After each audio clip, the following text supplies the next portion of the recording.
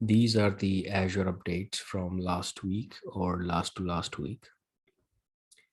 As an Azure architect, you should be aware what all things are coming, what all things are in public preview, which became GA or generally available. You never know, in your conversation with the customer, these things will come and you should be aware. That's the reason we are starting this Azure updates things and planning to continue as much as we can. So we have so many updates. Hope you can see my screen, and these all updates are the public preview updates. We do have so many updates regarding the general availability, but I don't think we could cover all these in a single video. So only the public preview we have highlighted, and we just do not want to spend too much time on updates. We should be aware about the things, and you can read about those later, but you should be aware like this is something is happening. So let's get started. The very first is, these all are the public preview. I have said already, right? So this update is about Azure static web apps and URL. So when we deploy a site to Azure static web apps, each pull request against your production branch will generate a preview deployment available at a temporary URL. And now this can be configured in the GitHub Actions workflow by enabling deployment from branches or by specifying deployment environment name. Okay, so this is all about that. Then we have another one. Along with the announcement of Azure Managed Grafana. Yes, Azure gonna have Grafana. There will be managed Grafana.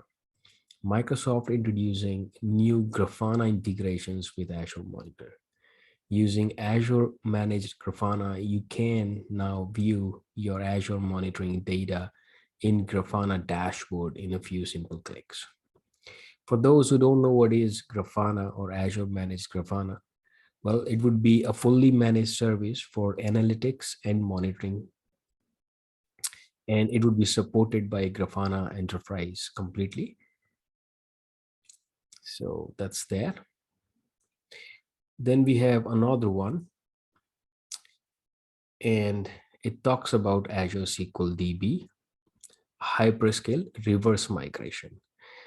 Why? Because previously migrated SQL DB onto hyperscale tier, because once it's migrated, whenever you try to migrate it, or even if you have migrated it, it will give you a prompt because it is a one-side migration. You cannot come back from hyperscale SKU to another, the lower SKUs, premium or standard, but now it is possible.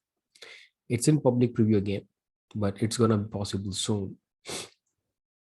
Then we have Azure Monitoring Agent, which is a native way to collect log files for log analytics.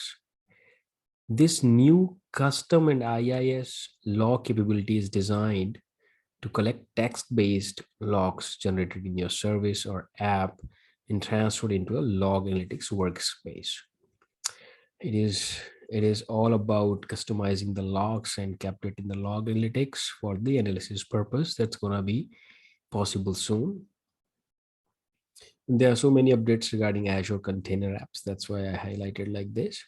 Use the metrics explorer to see the CPU, memory, and network activity on Azure Container Apps. Now it supports metrics and alerts, which provide visibility into the activity of running container apps. Then we have health probes. Azure Container Apps now supports health probes to provide developers more control over their applications, like readiness, liveness, and startup probes. And they're available on HTTP and TCP protocols.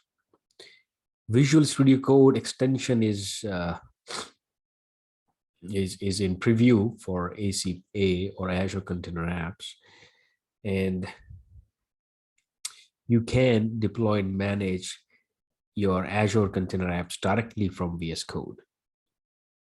Then we have managed identities for the Azure Container Apps. You already know what managed identities is. Now it is supported by Azure Container Apps. When we enable it, your container apps can connect to supported services without using secrets in connection strings. Both system and user assigned managed identities are supported. Then activity log insights are a curated log analytics workbook with dashboard that visualize the data in the Azure activity table. For example, which administrators deleted, updated, or created resources, and whether the activities failed or succeeded. Now, this is something interesting. If you have alerts configured for resources, the alert summary pane summarizes the alerts fired in the last 24 hours. You can filter the list by the subscription or any of the filter parameters at the top of the page. Recommended alert rules for virtual machine. Well, if you do not know what are alerts you want to configure for your virtual machines, you can definitely opt for this option. In a single click, you would have all those recommended alerts configured for your virtual machines.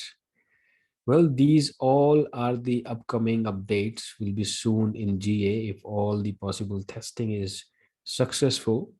So let's check the generally available updates in next video. Thank you.